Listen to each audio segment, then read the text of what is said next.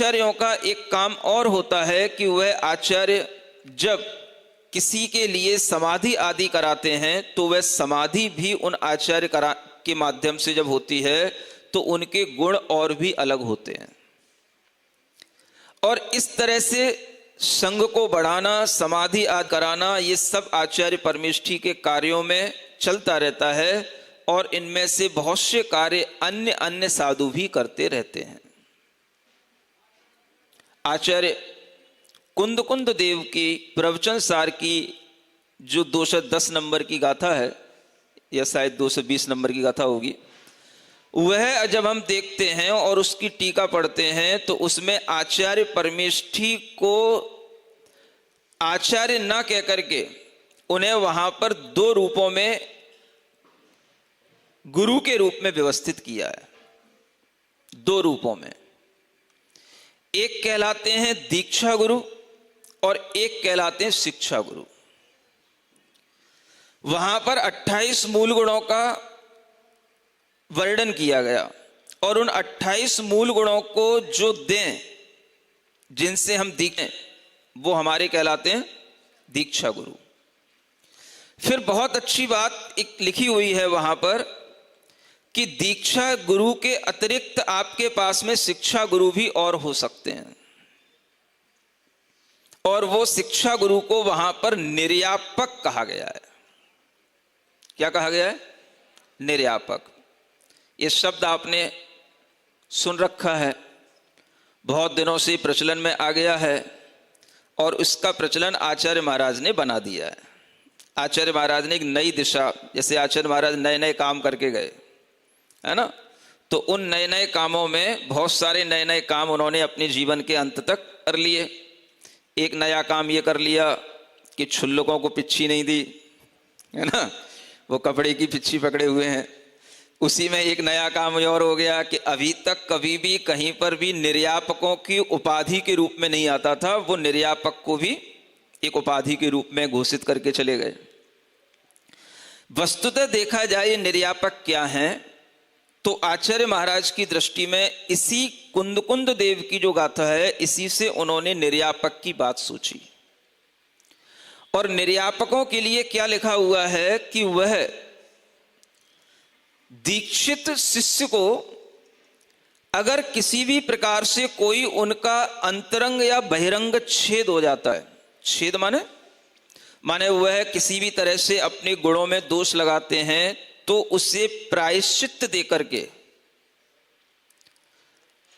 संवेग निर्वेग के वचनों से उसका संवरण करके उसे पुनः उपस्थापित करने का काम ये निर्यापक का होता है। सुन रहे हो?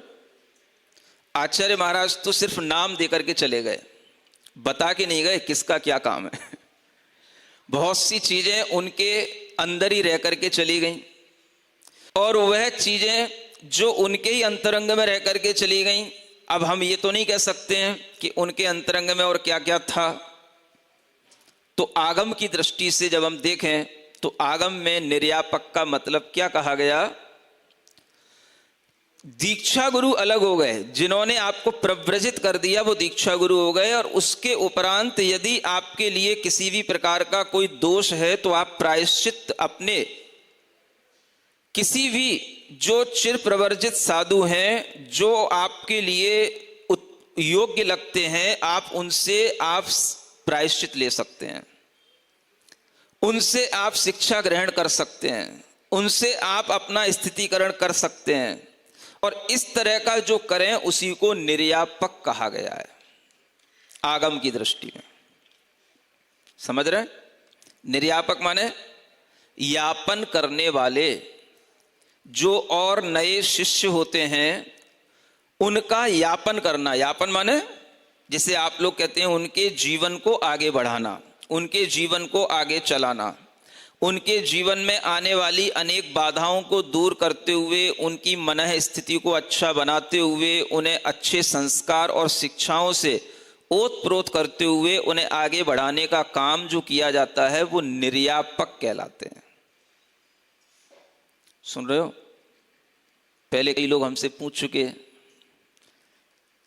निर्यापक क्या होते हैं, हमने कभी अपना कोई वक्तव्य नहीं दिया। समझ आ रहा है? यहाँ तक कि अभी जब कुंडलपुर में बैठे थे तब भी संघ के बीच में चर्चा हुई, निर्यापकों के क्या कर्तव्य होने चाहिए, क्या मतलब है जो आचार्य महाराज कह करके गए, तब भी मैंने अपना मुंह नहीं खोला। आज बोल रहा हूं। आज मैं सिर्फ आगम की बात बता रहा हूं।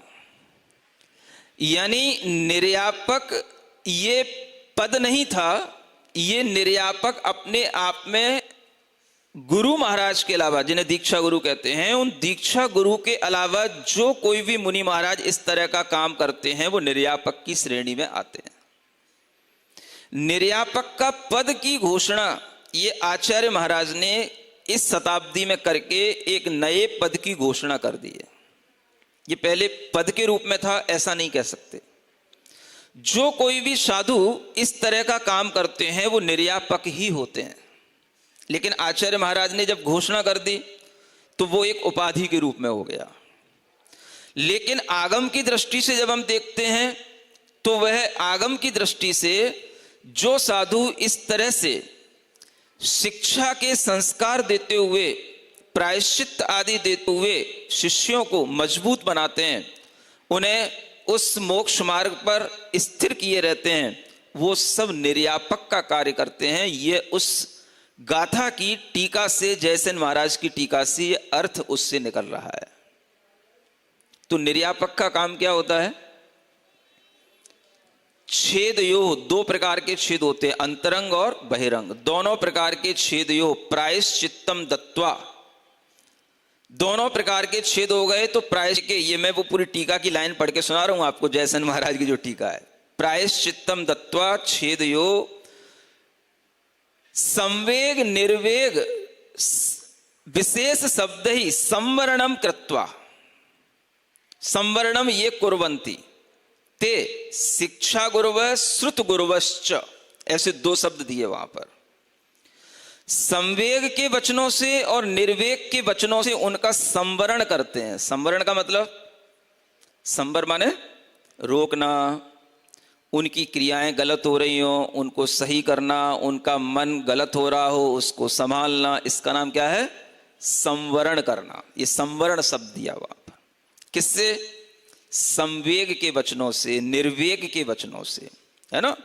माने संवेग निर्वेग भावों के जो वचन होते हैं, इनके माध्यम से उनको पुनः किसी भी प्रकार से कुछ गलती हो जाने पर उन्हें संभालना, इस तरह का जो काम करते हैं वो निर्यापक होते हैं।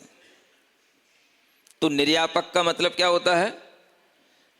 उन साधुओं का यापन करना जो आचार्य महाराज ने दीक्षित कर दिए हैं, लेकिन सभी पर ख्याल आचार्य महाराज नहीं रख सकते हैं, क्योंकि उन्हें आगे भी और बहुत सारे काम होते हैं।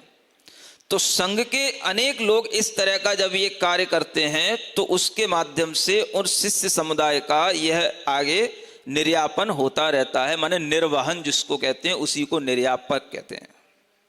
निर्वहन, है ना। उनका उस तरह से धर्म जो आचार्य महाराज ने उन्हें मूल गुण दिए हैं वो उनके आगे बढ़ते रहें, चलते रहें, इस कार्य को करना। अब यहां पर जब हम देखते हैं तो यहां पर आचार्य परमेष्ठी ही दीक्षा दे रहे हों ये जरूरी नहीं है। यहां पर दीक्षा जो देगा वो दीक्षा गुरु कहलाएगा। ऐसा कोई नियम नहीं है कि आचार्य परमेष्ठी ही दीक्षा देते हैं। आचार्य कुंद के भी ग्रंथ को देख करके, प्रवचन सार की चारित्र चूलिका को देख करके ये आप अच्छे ढंग से समझ सकते हैं। और जब आचार्य महाराज को दीक्षा दी थी तब आचार्य ज्ञान सागर जी नहीं थे, तब वो मुनि ज्ञान सागर ही थे जब उनको विद्याधर को दीक्षा हुई थी। आचार्य वो बाद में बने थे। तो इसमें कोई भी तरह की विसंगति नहीं है। गुरु वो दीक्षा गुरु कहलाएंगे जो आपको दीक्षा देंगे। तो पहले गुरुओं की प्रतिष्ठा दो रूपों में होती थी आचार्य कुंद की दृष्टि में, एक दीक्षा गुरु के रूप में, और जो उनका निर्वहन करें वो शिक्षा गुरु अथवा श्रुत गुरु, ऐसे दो शब्द दिए वहां पर, तो उनको श्रुत गुरु कहा जाता। यानी ये जरूरी नहीं कि जो दीक्षा गुरु होते हैं वही प्रायश्चित देते हैं, जो शिक्षा गुरु होते हैं वो भी प्रायश्चित देते हैं। यह उस टीका में लिखा हुआ है। ये किसी को भी कुछ शायद जानकारी है कि नहीं, हमें तो नहीं लगता, लेकिन इससे ये समझ सकते हैं आप कि आगम की दृष्टि से वह जो कार्य किया जा रहा है, जो भी साधु ऐसा कार्य कर रहे हैं, वो निर्यापक हैं। भले ही उनकी उद्घोषणा निर्यापक के रूप में, उपाधि के रूप में हो या ना हो। जब आचार्य महाराज अपने अंतिम समय में थे, तब संघों से कहकर के गए कि हमने संघ में जिनको जो देना था दे दिया। अनेक संघों में हमने साधकों को पहुंचा दिया है और संघों को कर दिया है। ये आचार्य महाराज के वचन थे। और उन्हीं वचनों में उनके अंतरंग में ये भी भाव था कि अभी कुछ और निर्यापक घोषित किए जा सकते हैं, करने हैं। ये बात भी उन्होंने कही थी। उनका स्वास्थ्य इतना बिगड़ता गया कि उन्हें वह सब करने का मौका ही न मिल पाया। और जिन संघों में उन्होंने साधकों को पहुंचाया था, उसके लिए उन्होंने कहा कि हमने सब संघों को व्यवस्थित कर दिया है और सबके लिए व्यवस्थित करने के बाद मैं निश्चिंत हो गया हूं।